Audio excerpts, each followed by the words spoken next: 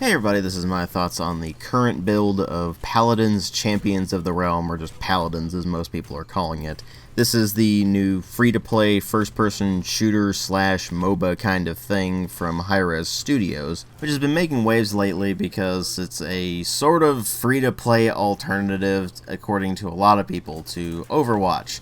And it's really not the same game. They do have differences. There are a lot of similarities, don't get me wrong, but they're not the same, and anyone who is telling you they are the same is a moron. The fact of the matter is, there is only so much you can do with this particular style of shooter before you start to overlap with other games. But of course, what really amuses me is that when Hi-Rez does it, apparently people seem to think it's this horrible thing, it's an abomination, whatever. But if Blizzard does it, which is exactly what they've been doing for a very long time at this point, and nobody raises a peep because apparently Blizzard can do no wrong. It's that kind of hypocrisy that just pisses me off about this whole situation. But anyway, that's all I'm going to say about this idiotic controversy surrounding both games, because I really don't give a crap. What I do give a crap about is the actual game itself, which is currently in beta, so pretty much everything that I talk about could change wildly by the time the full game is released. In fact, when it comes to things like character balancing and customization options, they definitely will change by the time the full game comes out, because that's all still being worked on. Of course, the issue with that idea is, are Hi-Rez going to treat this like they do with Smite, where they constantly patch it and they're constantly improving the game as it goes along, or are they going to treat it like Global Agenda or Tribes Ascend, where they just abandon it when the money is already made and there's no new money coming in? Hopefully they've cleaned up their act in that regard, but we'll just have to wait and see for that. And one thing I do definitely like about Hi-Rez's free-to-play business model as it currently is that they give you the option to just buy the game, basically. In the case of Paladins, right now they have the Founders Pack available, which is $20, and it basically just gives you all of the characters that are present in the game right now, and all future characters, as well as a few other bonuses that are nice to have, but not really essential to the experience. They did the same thing with Smite, where you could pay one lump sum and you get every single character in the game, both present and future, and that is actually a rather good business model when you get down to it. It's basically like saying, we understand that there are people out there who don't want to pay on a character-by-character basis and just want to buy a complete experience, and that's exactly what they sell with those. And it is greatly appreciated because it does give you all of the noteworthy content in the game in one lump sum. Obviously it doesn't give you any of the skins or anything like that, but you can earn most of that simply by playing the game. You do get a login bonus that allows you to build up gold as well as crystals over time, and so you can eventually just work your way up toward buying different skins if you want. The thing that does drive me crazy about the skins themselves is how expensive they are, and Smite has the same problem, frankly. When you convert the, in this game, crystals, or in Smite, gems, to actual real-world dollars, the exchange rate for actually getting a skin is something like $10, and that's pretty ridiculous for a skin. Now, there are some skins you can earn with the actual in-game currency, which is the gold, and those are very expensive too, but you do earn a fair bit of the gold as you continue playing the game. Every single time you level up a character, you get 500 gold, for example, so it builds up pretty quickly. But the ones that are only available for crystals are just too expensive, and again, that is something that Smite has a problem with as well. I was hoping they would have learned their lessons from Smite, but apparently not in this case, and admittedly it is a beta, they can still tweak the pricing later on down the line, but as it currently stands, the paid exclusive skins are way too expensive for what they are. Now that said, the skins are purely cosmetic. You can earn all of the actual game-affecting content by simply playing the game and earning the in-game gold to buy what you need.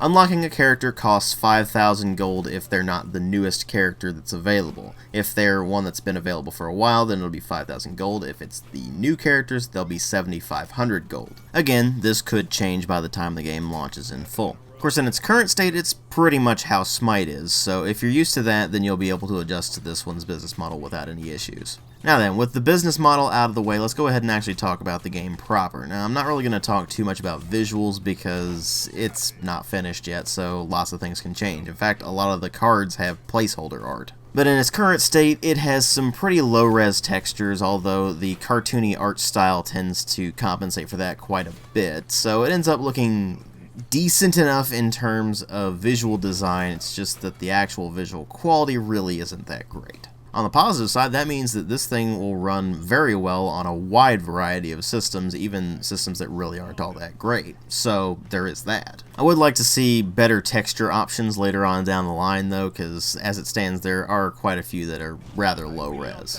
The interface is mostly clean and easy to work with. There are a few issues here and there, but again, they can sort that out later on down the line if they need to. And the sound design is what I would describe as average at best. You have some fairly generic, heroic sounding music that works alright for the theme, but isn't really all that memorable. And then you have voice acting, which is just decent enough and nothing more than that. At this point, there's really not much that the voices add to their personalities because they really haven't fleshed out the characters all that much other than just their general playstyle. I imagine that's because they're primarily focused on getting all the mechanics right first and then getting all the fluff in later. But it does mean that you don't really have all that much context for these various characters and their voice acting, so the voice acting ends up falling flat more often than not. And speaking of falling flat, the sound effects themselves really aren't all that great. They do their job decently enough, but none of them are particularly hard-hitting, so it ends up being a bit disappointing in that regard. Now, of course, they haven't put any story into the game yet, so I can't comment on that, but as far as the gameplay goes, it's basically what happens if you smash a MOBA together with Team Fortress 2. You have that payload game mode that is pretty much ripped directly from Team Fortress 2,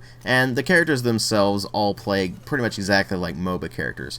They have a basic attack and then a sort of secondary fire for that, as well as 3 additional abilities, one of which is their ultimate, which they charge up by getting points over time. Whenever you start a match, you are given the choice of loadout that you want, and that's going to be a series of cards that give you different passive bonuses, and those loadouts can be customized to your own liking, so you can compensate for things about a character that you don't like, or maximize things about a character that you do like, and so on and so forth. But after you select your loadout, then you're given some time in the spawn area to purchase different items. And these are basically things like an additional amount of damage resistance against direct attacks, or area of effect attacks, or increased damage against shields, or any number of things like that. And the credits you use to buy those various things are earned by playing the game and getting kills and things like that. But the basic game mode itself, once you get past that, is just to go to a certain point on the map and hold it until a pushcart spawns. And when that pushcart spawns, the attackers are trying to get it to the enemy's base, and the defenders are trying to prevent it from getting to the final point, which is in their base. If the defending team manages to stop the cart and keep it from getting to their base and getting to that capture point, then they win that particular round, and it resets to the capture point being in the middle again for both teams to fight over. Ultimately there you're going for 3 victory points. The first victory point is earned when the capture point in the middle is taken. Second one is earned when the payload cart gets to the enemy base. And the third one is when you either capture the middle point again, or if the enemy manages to capture it, if you stop them from getting that cart to your base. Sounds simple enough, right? Well, when you're actually selecting the characters that you want to play, then you are stuck with them for the remainder of that match. So unlike similar games where you can switch between a bunch of different characters as you play in order to meet the various situations at hand, you're stuck with what you've got from the beginning. This means that you have to choose your team makeup wisely, and that can be easier said than done, particularly if you're playing with a bunch of low-level people who have no idea what they're doing. This can get pretty frustrating, obviously, so it is something that is going to directly impact your enjoyment of the game.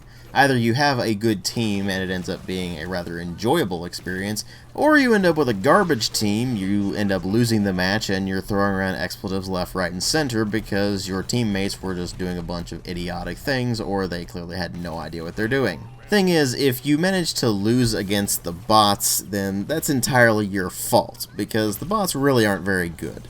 And what do I mean by bots? Well, I mean by playing the game before you hit level 5, If you're in casual mode, then you're actually going to be playing against bots. Once you hit level 5, you start playing against other people. The idea is that this is supposed to ease you into the game to get you to learn the basic mechanics, how everything works, before you start actually going up against other people and just getting your ass handed to you completely. In practice, this means that the jump between the bots and the actual players is pretty jarring, because you go from them just being kind of incompetent to suddenly people actually knowing what they're doing and being able to curb stomp you. They really should make it apparent that you're actually playing against bots rather than people at those low levels, just so they can avoid some confusion later on down the line. But other than that, the game's actually pretty straightforward. There is an oddity with the competitive mode requiring you to have 12 characters at least level 4 or higher, because you have your own rank and then you have the individual character mastery levels that you can get just by playing as those characters and doing well as them. And I haven't gotten quite to that point yet where I can have enough characters available to join the competitive mode, so I can't really say how that is. But the casual mode itself is fun enough for a game or two every so often. It's not something I'd want to play constantly in its current state, because it's just unfinished. There's not really that much content in there. So it ends up being something that I just play 1 or 2 matches of before saying, yeah, I'm done for the day with that. Which, oddly enough, is the same way I look at Smite, because I'll only play 1 or 2 matches of that, maybe 3 matches at most, before I'm just done for the day with that particular game. Not because they're bad games or anything, but that's just kind of how they're designed. They're not really designed for you to be playing them for hours and hours and hours on end. It's something that works better for shorter play sessions, and if you treat it like that and you play it in short play sessions, it's actually pretty fun. And don't get me wrong, it is in beta, so they still have a lot to iron out, namely with regards to various technical issues and balancing problems that they have in its current state. But once they start messing around with more game modes, more characters, and you get later on in the game's development and finally its full release, I could see it becoming something pretty damn good later on down the line. Again, it is currently technically in beta, so it's got a lot of work to be done. There's still a bunch of stuff that they're working on over time, and a lot of the things that are in this particular build will probably not be all that valid later on down the line. Which is, of course, why I don't really focus on the particulars of the various characters or what their cards do or anything like that, because it's pretty straightforward when you actually look at the game. It is a free-to-play game, so it's one of those things you can try out and see if you like it, and if you do like it, then you may want to consider actually getting the full version of the game. But I don't know if I'd really recommend doing that unless you're definitely enjoying the game and you want to buy the full version, or if we get closer on to release, maybe just below the 1.0, or we actually hit the 1.0, and then you might want to buy it if you've been enjoying it up until then. But until then, I'm adopting a sort of wait-and-see attitude. I will, of course, keep an eye on it as it progresses. I'll be playing it gradually over the coming months and however long it takes to actually hit its 1.0 release. And once it gets to that point, I'm probably going to do a full review on it instead of just this beta video that I'm doing right now. But until then, just know that it's an enjoyable game. It's not perfect. It's got a lot of work to be done. But they've got a solid core there, and it's definitely not the same thing as Overwatch, even though a lot of people would have you believe otherwise. I will, of course, have a link in the video description box to where you can check this out if you're interested. And my advice with that is, hey, it is a free-to-play game. You might as well give it a shot and see if you like it. But otherwise, thanks for watching.